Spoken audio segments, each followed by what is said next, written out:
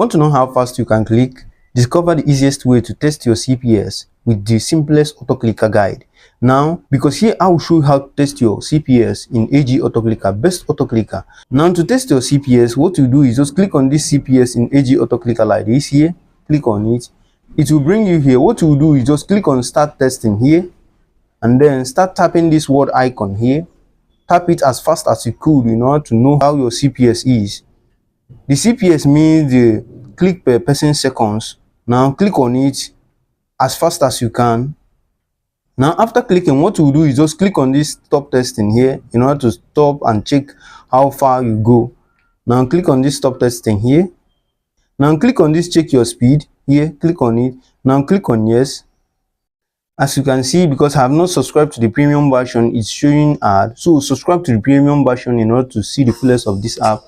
Here you see the CPS test results. You can remove it just by clicking OK in order to remove it. And retest again by clicking on test again. If you found this video helpful, do well to click on the like icon, subscribe and click on the bell icon for more helpful tech tutorial. And most of all, if you have any question, leave it at the comment section.